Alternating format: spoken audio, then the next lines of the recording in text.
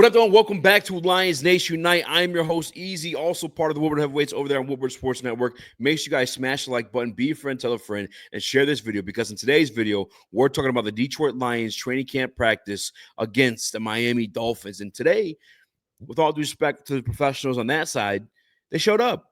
They showed up. And quite frankly, like I do want to feel bad because these are $1 million athletes that can do things, a million things that I could even dream of doing, but it was that bad yesterday. They got dominated. Today, I'd still say they lost. Aidan Hutchinson probably still had another three to four sacks, tons of pressure. But the Miami Dolphins did get into the end zone a few more times than they did yesterday. Yesterday was quite literally just a second-team offense and a last-minute play. There was one point in today's practice where the entire Miami Dolphins first unit went to go celebrate in the end zone. Matter of fact, I don't even know if it was the first. It could have been the second unit.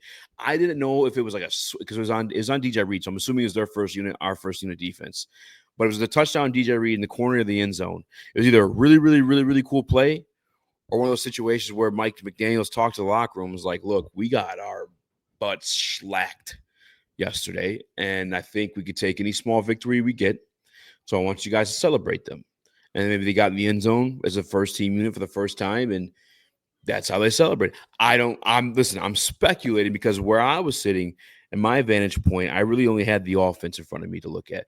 For the defense, I could see it, but I had to look across the field. And it's crazy because when I told myself, I said, self, you watched the offense really good yesterday. Let's take a look at what the defense has got going on over there and be a little bit more detailed on that. Because a lot of people are asking about DJ Reed.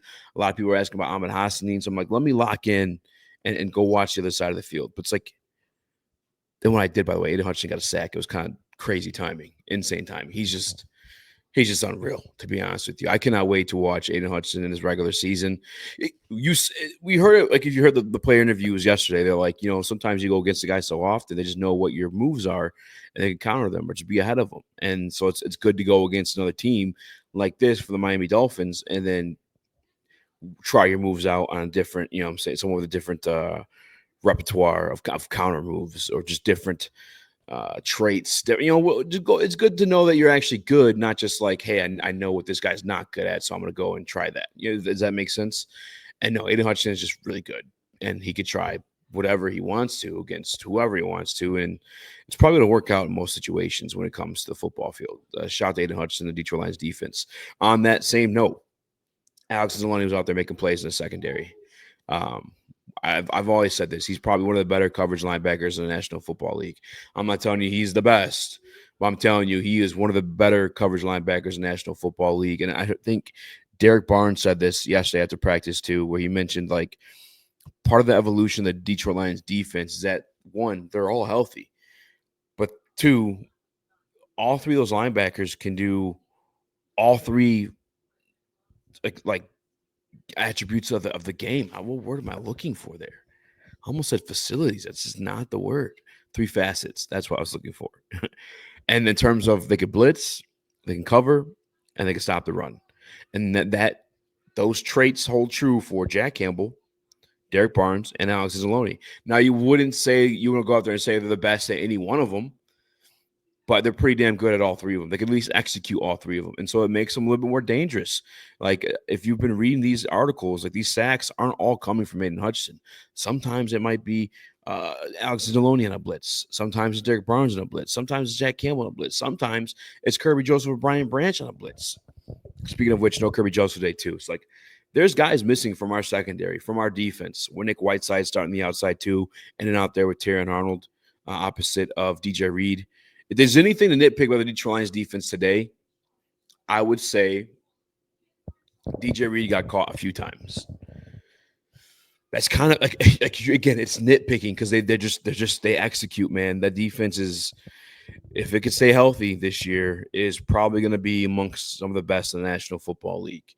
I don't even have the words to explain how excited I am for that, especially Aidan Hutchinson, because he deserves this year. He deserves that type of year. After what happened to him last year, he was well on his way to becoming a Defensive Player of the Year candidate, if not the Defensive Player of the Year. I'll tell you what. I don't know if I can tell you to bet, but if I was a gambling man, I'd be throwing some money on Aidan Hutchinson, comeback player of the year and defensive player of the year. It looks that crazy. It really does. And mind you, like I used to be at these camps, back when Dom Sue was out there. Aidan Hutchinson is just different animal, man. A different animal. Moving on though to the Detroit Lions offense, they opened up their team period. Jameson Williams 50-yard touchdown over Afonso Melifonwu and whatever other cornerback was over there fighting for his life. Shout out to Jared Goff on the deep ball too. That was he dropped it right in there. Jameson Williams caught it. Now he had 2 of these in 7-on-7s yesterday, but he couldn't reel them in today. And in a full team portion, it might have full team portion. Bomb touchdown. Jameson Williams. So that was pretty cool to see. Calvin Johnson was there. He was talking with Jahmyr Gibbs, Amon-Ra St. Brown. He's talking to Cleve Raymond as well, talking to a couple of those guys. A little more interactive with the team. And then I think he might be interested in coaching, man. I really do, because Herman was there. Herman Moore, shout out to Herman Moore, and shout out to Barry Sanders too. Both those guys were there talking. It was kind of cool just watching from afar, just imagining the stories they had to say about when they played and Barry was doing the things that he was doing and Herman was doing things he was doing too. He should be in the Hall of Fame. And we've said that many times on this channel and the other. But Calvin was more involved, just sneaking over, saying something to and it pertained from my vantage point, from my perspective about football. I think Calvin might have a bug to coach. And I mean, why not the Detroit Lions? I've heard him specifically say actually on the Richard Sherman podcast that he would like to coach DBs because he's seen DBs try every single tactic in the book to stop him. And I think that makes sense. It would make sense for him to coach DBs because he knows what gave him fits. You know what I'm saying? For him to coach a wide receiver, it just wouldn't be the same. It would literally him going to a 6 foot, I'll give Amon-Ra 6 foot, all right? A 6 foot Amon-Ra St. Brown and be like, yeah, I just did this. Because not everybody's 6'4", runs a 4.2 like Calvin Johnson. All right. Yeah, I think Calvin might have that bug. That was kind of cool to see. Another thing that was kind of cool to see, actually, interaction wise, Jared Goff coming over to the sideline. So the Dolphins also had a better team period on defense yesterday against the Detroit Lions offense. The few of those little catches and runs that were going for touchdowns was not the case yesterday. They're nipping those in the bud. I even had a few PBUs just to begin the practice. It was kind of like a rough start outside of obviously the Jameson Williams touchdown catch. And so when the offense got off the field, Jared Goff went over to Scotty Montgomery, and they're obviously talking something. I mean, I don't know what they're talking about schematically, but it looked like Goff was – he was definitely searching for an answer or trying to establish hey, I like this a certain way. Can you teach these guys to do this a certain way? Either way, the whole point is I just got done watching Tom Brady on the Joe Clapp podcast where he was talking about he would have to do those things. Being a quarterback isn't just, stepping up and clocking in. It is making sure your defense knows what's going on. It's making sure your offense knows what's going on. It's making sure those guys are doing things that make them better, both offense and defense. Sometimes it's running plays without your coaches. Just for the hell of it, because you know what's going to make you successful. And sometimes writing game planning, write your own playbook. And I know that Jared Goff, with the departure of Ben Johnson, and he and Ben were so close that he's almost in the same. I'd say he's sharpening his mind. He has sharpened his mind, his football mind, and it has a little bit more of a knack for the game, I guess, if that makes sense. And if you guys have been following his journey truly, not I get there's super fans and he came over and he was the best already and all that stuff like that. We've watched Jared Goff grow. And part of that was processing his reads. If you listen to him on 97.1 the other day, he was talking about just trying to get to that third, fourth read. He's just getting better as a quarterback and having a little bit more say in the offense. And I think that's what that was, that exchange with Scotty Montgomery. So that was good to see. That was healthy to see. Tate Ratledge, I don't know if I talked about this yesterday, but he is, I know I did on heavyweights, shout out, but he's ready to go. Tate Ratledge is the real deal. I love him. He's a monster. He did have I think the only growing pains that we're going to witness or go through with Tate Ratledge is just normal mental rookie stuff. Because as a specimen, he's ready. And a lot of the runs that were successful today came behind both he and Penei Sewell, straight up. I'm talking both for David Montgomery and Jahmyr Gibbs. Jahmyr Gibbs had a nice 17-yarder. David Montgomery had a few, I think 5 to 10 yarders. And they were typically on that right side of the offensive line behind Tate Ratledge and Penei Sewell. Absolute units, absolute monsters. Speaking of absolute units, I got to give a little credit where credit's due because, like I said, Miami had a little bit of fight back today. And Kenneth Grant caught Jahmyr Gibbs from behind. Not that he chased him down or anything like that, but I mean, that in itself. Now, obviously, Jahmyr Gibbs kind of navigating his blocks ahead of him in a little bit stalled out, but still, for Kenneth Grant, I mean, if he's like 6'4", 300 something, he got to be 300 something, 320. I mean, I'll have to look it up, but I noticed that play, and then it was like, damn. Like, you had to take your hat off to that one because it was a big man chasing down a fast man. But then the very next play was an Amon-Ra St. Brown touchdown. And the next play after that was an Amon-Ra St. Brown touchdown. It was another dominant day for the Detroit Lions offense and defense. They closed out the practice with a little bit of, I think it was a 1-minute drill, I'd say. Detroit Lions were down 20 up against the Miami Dolphins, who were up 24. And they moved it from the 50. They moved the ball. I think one to Amon-Ra St. Brown. A couple of just little, little dink and dunk in your way up all the way to like the 17-yard line, I'd say, maybe even a little further back. And then the Detroit Lions ultimately ran out of time. There's 2 seconds left. They couldn't get the playoff.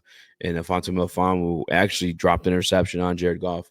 I believe he made a play before that too. Fonte Melifonwu, I liked it when he was in Detroit. He's not here anymore, so that's the end of that conversation. But he had a good day today. Better day today, actually. Jamo did score a freaking 50-yard touchdown on him and a pal. So Detroit Lions offense, escorted from the field. Now come on the Miami Dolphins offense. Same situation, 3 and out. 4 and out, really, because they were down. They went for the extra down. Alex Anzalone had a pass deflection in that series, too. Nick Whiteside holding things down as well. Brian Branch made a play as well.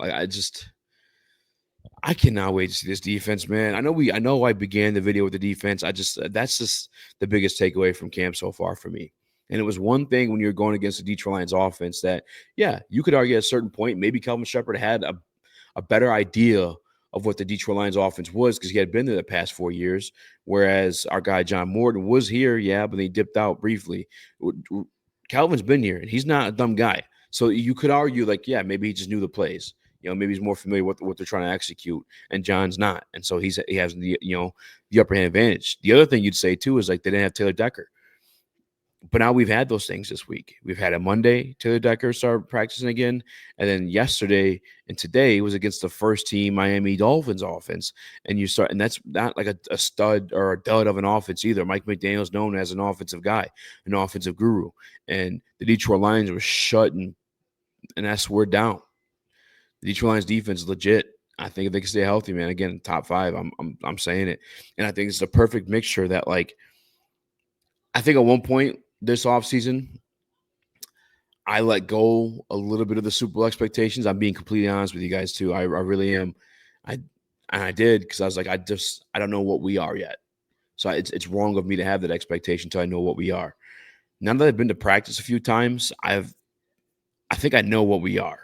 And we're a team that's going to hard-nosed football team. I say that for sure, just mentality-wise, tougher team than Miami Dolphins. No disrespect. That's just what it is. And we've been that. We know that. And Dan Campbell says they're not built on reputation. That's built on work. That's why it's year in, year out. That doesn't go away. Like you're seeing the Miami Dolphins, the glory days kind of fade away from them with Mike McDaniel.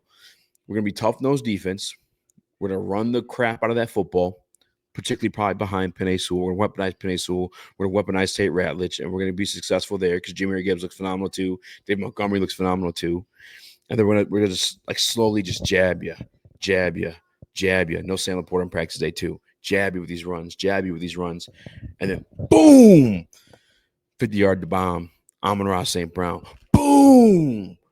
50-yard touchdown. Jameson Williams. Like, I think that's what the offense will be. The defense is going to be like pack your lunch, pal, bud.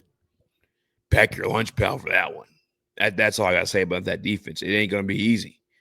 You might get your own, you might get a little uppercut in there, or little crosser. You might land something like that, but a lot more pounding on their side. I'll tell you that much. But that's it for me. I will be on for 5-7 over there. Like I said, the Woodward Heavyweights. Make sure you guys check me out. If I missed anything in camp, because I know a lot of you guys want to keep me on DJ Reed. If I'm nitpicking the defense, DJ Reed had a few balls caught on him. I will say that. No Tyreek Hill, Jalen Waddle in and out throughout the practice. But smash that like button. Let me know what you guys want to make sure I keep an eye on next time we're at practice next week. All right. Until next time, I'm out.